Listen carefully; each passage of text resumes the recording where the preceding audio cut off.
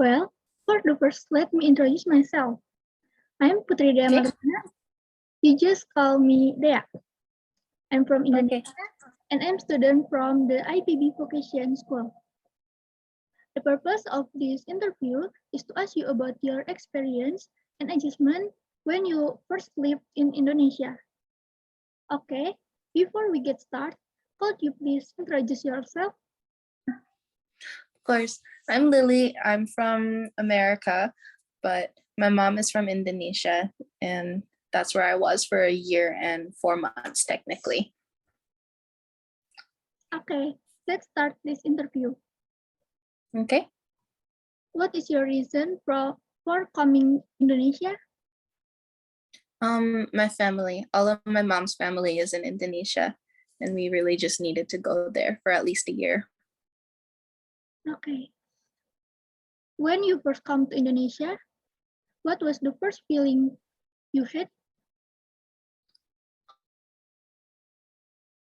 Happy to come back and whatnot, because when we moved, I'd already been there at least once before, but it was when I was really little, so I didn't really remember all that much. But I just remember being very, very happy to come back. Okay. What is your first impression about Indonesia?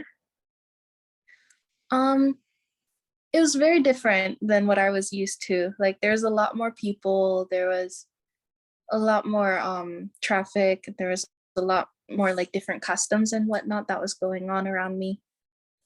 And so it was like kind of difficult for my head to wrap around everything at the moment. Okay. Was there a feeling of wanting to explore and interact with other Indonesia when you first come to Indonesia? Of course, I always wanted to explore everything and I wanted to meet all sorts of new people.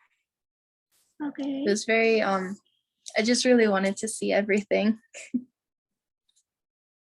Okay. Next question.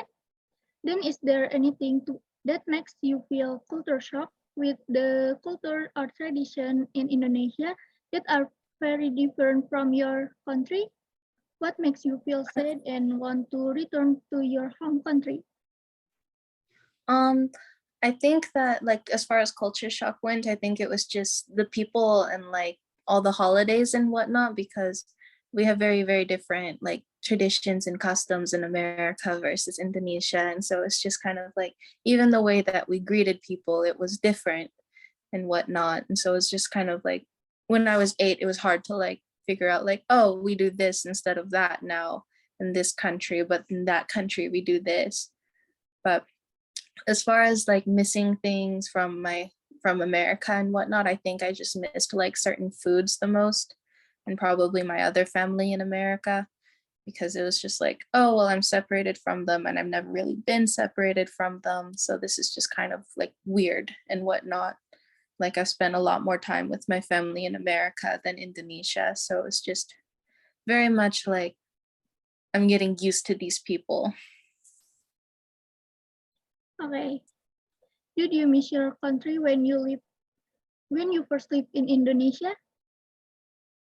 I did, but at the same time I didn't, because it was just kind of like the back of my head. I had my parents, I had friends, I had my other family members who I had already known. And so I was just kind of like, okay, well, this is just where I am. But I did miss my other family members that I was close with in America. Okay. How did you adapt to the environment in Indonesia? Um, I think I did well, really. I just kind of went with whatever my mom told me to do. And it was just whatever she or my family said that like, oh, we do this, it was like, okay, we do this. And so it's just, it was easy, I guess. Okay. Is it different to adjust to the Indonesia environment?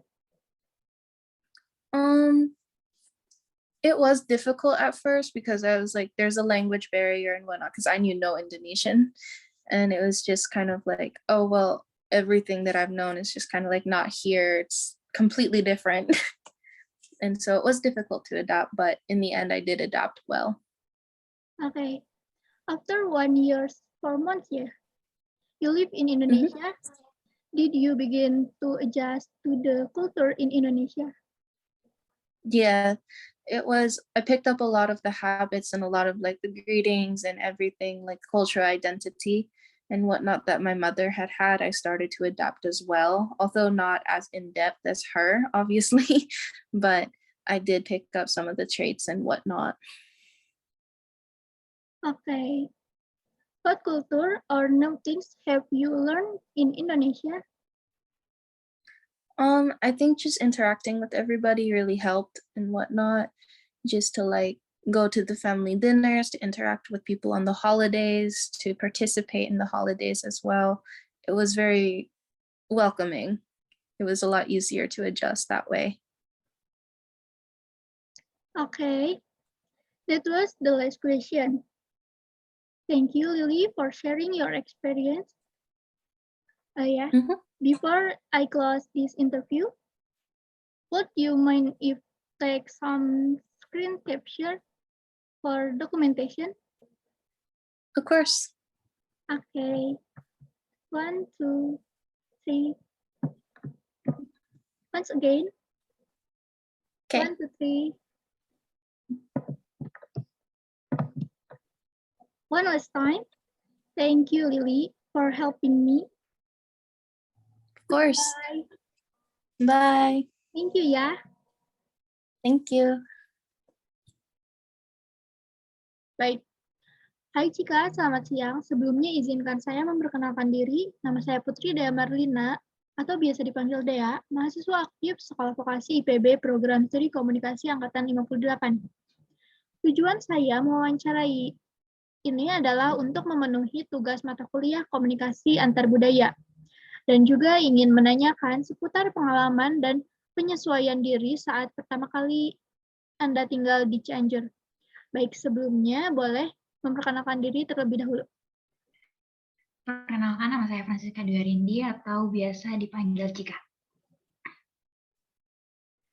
Oke, baik. Sebelumnya saya ingin bertanya, kan Cika tinggal di Malang, terus pindah ke Cianjur. Nah, di Cianjurnya itu sudah berapa tahun?